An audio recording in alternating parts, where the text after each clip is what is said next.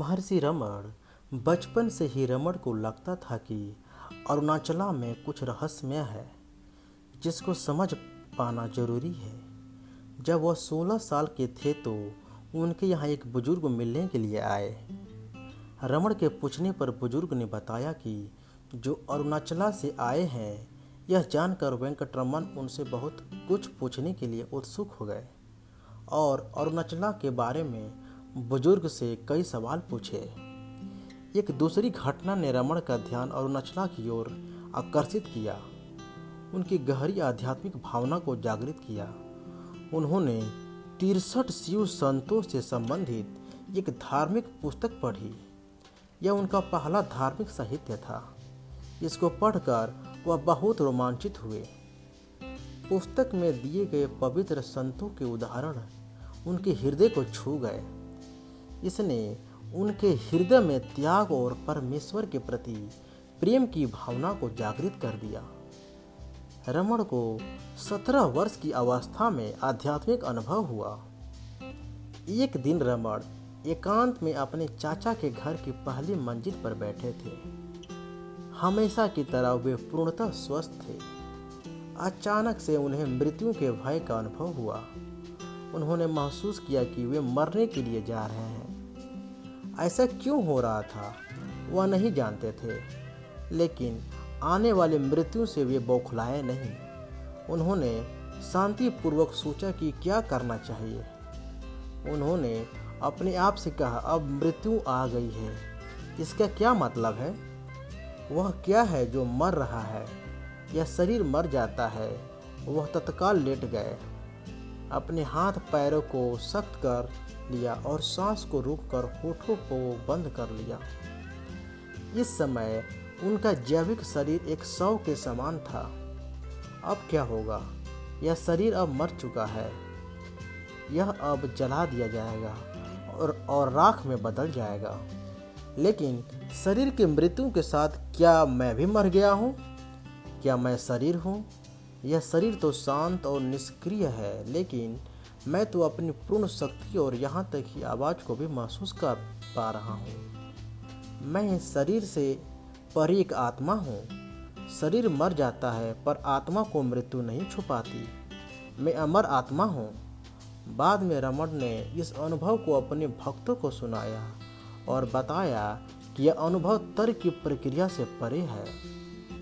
उन्होंने सीधे सच को जाना और मृत्यु का डर सदा के लिए गायब हो गया। इस प्रकार युवा वेंकटरमण ने बिना किसी साधना के अपने आप को आध्यात्मिकता के शिखर पर पाया। अहंकार स्वयं जागरूकता की बाढ़ में कहीं खो गया। अचानक एक लड़का जो कि वेंकटरमण के नाम से जाना जाता था, एक साधु और संत में बदल गया। अब वह एक पूर्ण आत्मज्ञान के साथ विकसित ज्ञानी भी था। जीवन परिवर्तन और गृह त्याग के युवा ऋषि का जीवन अचानक बदल गया। जो वस्तुएं पहले मूल्यवान थी, उन्होंने अपना मूल्य खो दिया। अध्ययन, मित्र, रिश्तेदार, परिवार आदि का उनके जीवन में कोई महत्व नहीं रह गया। वह पूरी तरह अपने परिवेश के प्रति उदासीन हो गए। विनय, गैर प्रतिरोधकता और अन्य गुण उनके श्रृंगार बन गए। अकेले बैठते और स्वयं को ध्यान में लीन रखते। वह रोज मीनाक्षी मंदिर जाते और हर बार भगवान और संतों की मूर्तियों के सामने खड़े होकर एक उमंग का अनुभव करते। उनकी आंखों से लगातार आंसू बहते रहते। एक नई दृष्टि लगातार उनके साथ थी। 17 वर्ष की अल्पायु में ही रमण का व्यवहार एक योगी के समान था। उनके आध्यात्मिक अनुभव के 6 सप्ताह बाद ही एक घटना ने उनको घर बार छोड़ने के लिए प्रेरित कर दिया। रमण के अंग्रेजी के शिक्षक ने उनकी पढ़ाई की ओर उदासीनता को देखते हुए उन्हें एक अध्याय को 3 बार लिखने के लिए सजा के रूप में दिया।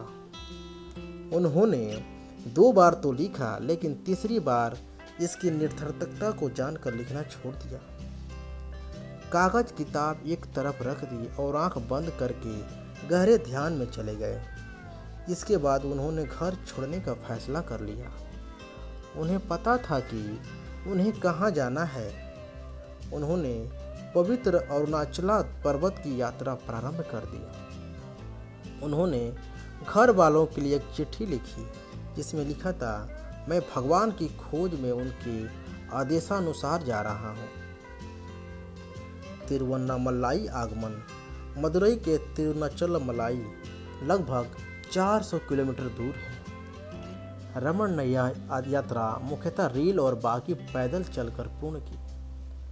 रास्ते में अनेक कठिनाइयों का सामना करना पड़ा। कई बार भूखा ही सोना पड़ता। पैदल चलने और भोजन न मिलने से मूर्छित हो जाते थे। उन्हें इस अवस्था में देखकर लोग उनकी सहायता करते और खाना देते, लेकिन ये सब कठिनाइयाँ रमन का मनोबल कम न कर सकी और अंततः वे तिरुवन्नामलाई पहुँच गए। वहाँ पहुँचकर वे जल्दी से पवित्र अरुणाचलेश्वर मंदिर पहुँचे। इस समय मंदिर बिल्कुल खाली था। वहाँ पर मंदिर के पुजारी भी नहीं थे। रमन सीधे मंदिर के गर्भगृह में चले गए। जैसे ही वे अरुणाचलेश्वर के सामने खड़े हुए, उन्हें अकथनीय आनंद का अनुभव हुआ। वे यात्रा में हुए सभी कटु अनुभव भूल गए। वह मंदिर से बाहर आए और शहर की गलियों में घूमे। उन्होंने औपचारिक तौर पर संन्यास नहीं लिया। जब किसी ने उनसे पूछा कि क्या वह अपना मुंडन कराना चाहते हैं, तो उन्होंने अपनी सहमति दे दी। मुंडन करने के बाद वे मंदिर वापस आ गए। पवित्र अरुणाचलेश्वर मंदिर की तिरुवन्नामलाई में उनका पहला घर था। पाताल लिंगम। कुछ सप्ताह तक वे मंदिर के 1000 खंभों वाले हॉल में रहे, लेकिन वहाँ पर कुछ शैतान लड़के पत्थर फेंककर उनके ध्यान में विघ्न डालते।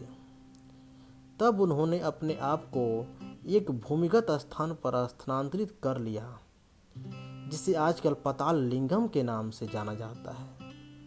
यहाँ उन्होंने कई दिन समाधि और ध्यान में बिताए।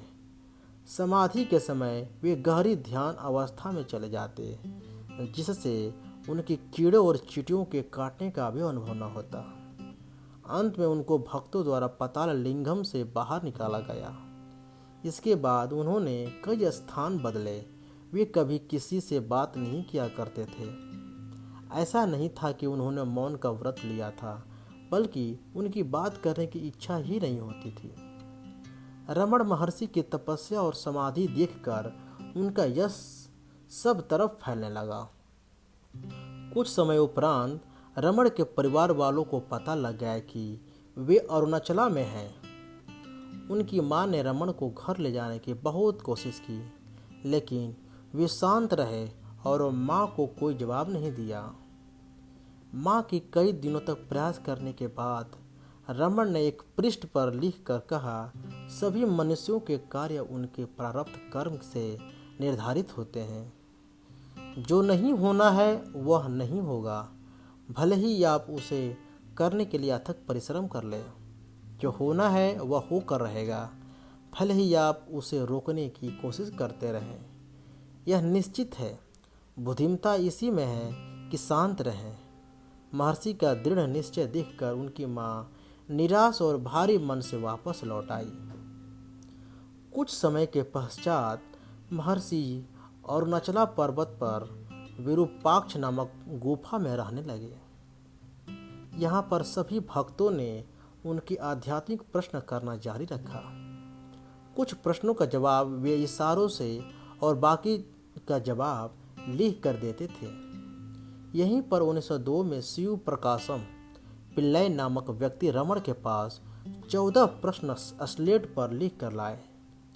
इन्हीं 14 प्रश्न के उत्तर रमण की पहली शिक्षाएं हैं। इनमें आत्मनिरीक्षण की विधि है, जो कि तमिल में नॉन यार और अंग्रेजी में हु एम आई के नाम से प्रकाशित की गई। उस समय के प्रसिद्ध संस्कृत विद्वान गणपति आचार्य 1907 में रमण से मिलने गए और उनसे अपने आध्यात्मिक संदेह पर बात की। गणपति आचार्य ने बताया कि जो कुछ भी आध्यात्मिकता के बारे में पढ़ा जा सकता है मैंने पढ़ा है। यहाँ तक कि वेदांत शास्त्रों की भी मुझे पूर्ण समझ है, जब भी मैं अपने हृदय से करता हूँ, लेकिन फिर भी तपस क्या है अब तक समझ नहीं पाया हूँ। यही जानने के लिए आपकी शरण में आया हूँ। रमण 15 मिनट तक उनकी आंखों में शांत होकर देखते रहे और फिर बोले, अगर कोई यह देख पाए कि मैं के अभाव में का उद्भव कहाँ से होता है, तो उसका मन उसी स्थान पर अवशोषित हो जाएगा। और यही तपस है। अगर कोई देख पाए कि मंत्र बोलते समय मंत्र की ध्वनि कहाँ से पैदा होती है, तो उसका मन उसी स्थान पर अवशोषित हो जाएगा। और यही तपस है। यह रहस्योद्घाटन जानकर विद्वान शास्त्री ने उनके सामने आत्मसमर्पण कर दिया और उन्हें भगवान व महर्षि के नाम से संबोधित किया।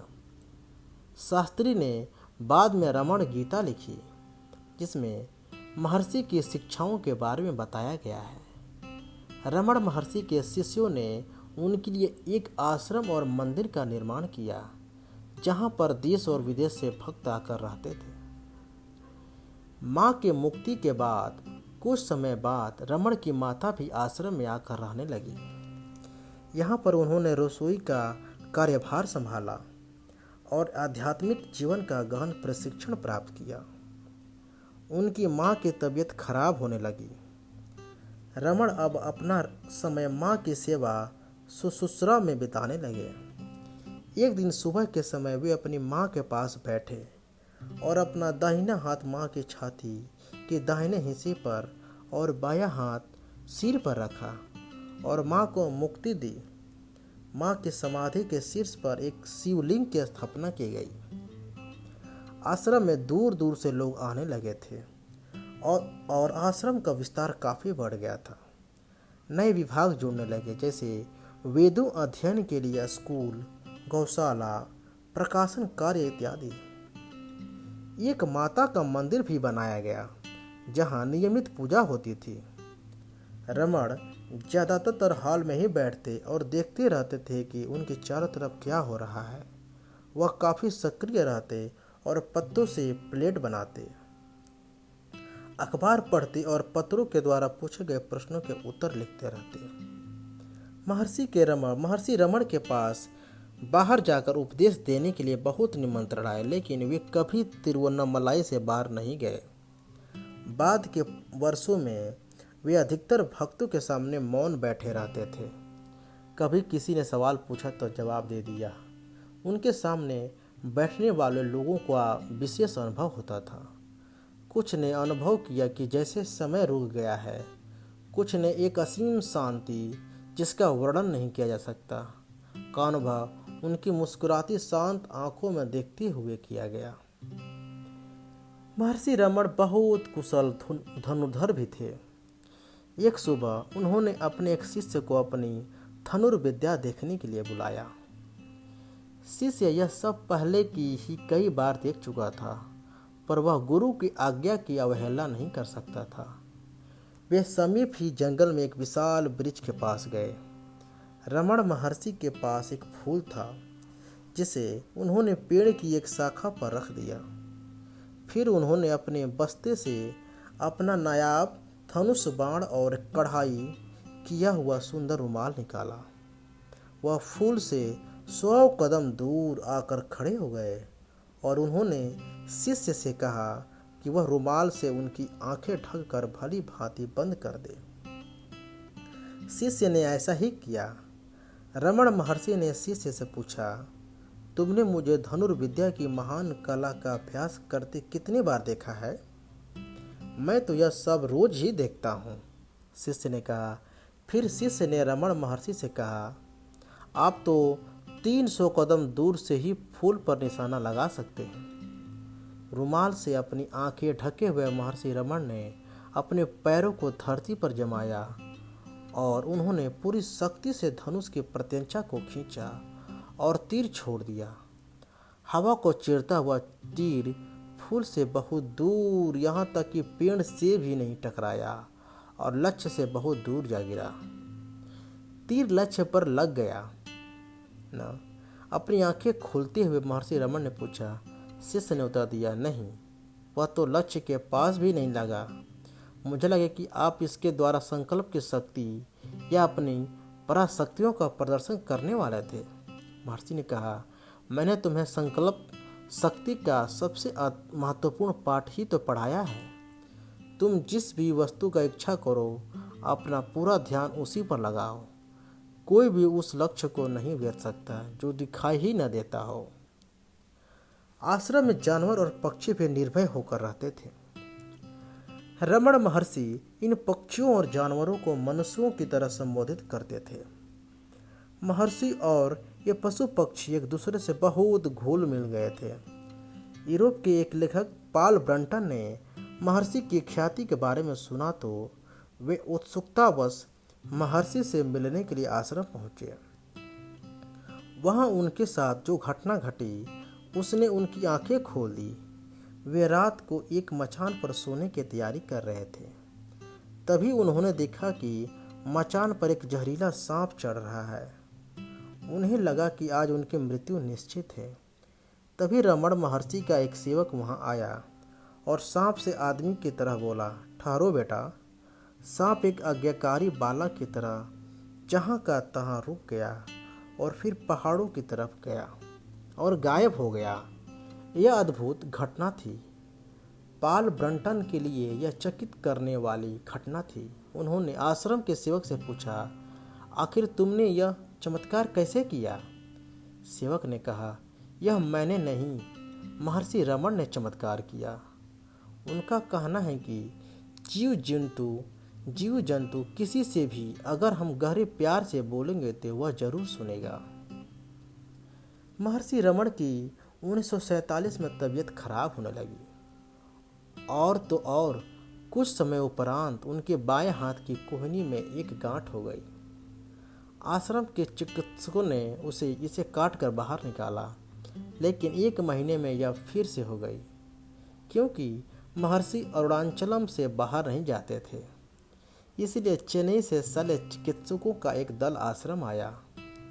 जब शल्य क्रिया प्रारंभ करने का समय आया तब चिकित्सकों ने महर्षि रमण के मूर्छावस्था में ले जाना चाहा, जिसे करने से उन्होंने मना कर दिया। शल्य चिकित्सक शल्य करने में जुट गए, किंतु उनके सामने एक समस्या खड़ी हो गई। जब गांठ में स्थित मृत कोशिकाओं को काटते हैं तो दर्द नहीं होता, लेकिन जब जीवित कोशिकाओं को काटते हैं तो दर्द होता है। दर्द होने पर मूर्छता अवस्था में शरीर में हलचल होती है, जिससे चिकित्सकों को ज्ञात हो जाता है कि वहाँ जीवित कोशिका है। किंतु महर्षि रमण के मुंह से सिसकारी भी नहीं निकली रही। अतः डॉक्टरों की परेशानी यह थी कि पता कैसे लगे कि कौन सी कोशिकाएं मृत हैं और कौन सी जीवित। चिकित्सकों ने अपनी परेशानी महर्षि रमण के सामने रखी तो उन्होंने कहा, जिस शरीर पर तुम शल्य क्रिया कर रहे हो वह मैं नहीं हूँ। मैंने अपने आप को शरीर से अलग कर रखा है और वेदना तो शरीर को होती है। शल्य क्रिया के बाद भी वह गांठ ठीक नहीं हो पाई। इसके बाद शल्य चिकित्सकों ने महर्षि के हाथ अलग करके सुझाव दिया, जिसे उन्होंने मना कर दिया। उन्होंने कहा कि चिंता की कोई बात नहीं है, शरीर नश्वर है और इसका एक प्राकृतिक अंत है। इसे पंगु बना देना सही नहीं। महर्षि की आंखों में हमेशा की तरह चमक थी और वह अपने दर्द के प्रति उदासीन थे। उन्होंने अपने भक्तों से मिलना जारी रखा। जो भक्त उनके दुख से दुखी थे उनसे उन्होंने कहा कि मैं यह शरीर नहीं हूँ। 14 अप्रैल 1950 की शाम के समय महर्षि ने सभी भक्तों को दर्शन दिए। आश्रम में सभी जानते थे कि अंत समय निकट है। सब ने अरुणाचला शिव भजन किया। महर्षि ने अपने सेवक से कहा कि उन्हें बैठा दें। उन्होंने थोड़े समय के लिए अपनी चमकदार और अनुग्रहित आंखें खोली। उनके चेहरे पर मुस्कान थी और उनकी आंखों के बाहरी कोने से आनंद के आंसू निकले। एक गहरी श्वास के साथ वे शांत हो गए। उसी क्षण एक धूमकेतु आकाश में दिखाई दिया, जो कि धीरे धीरे पवित्र पर्वत और अरुणाचला के शिखर पर पहुंचकर उसके पीछे गायब हो गया। हरिओम।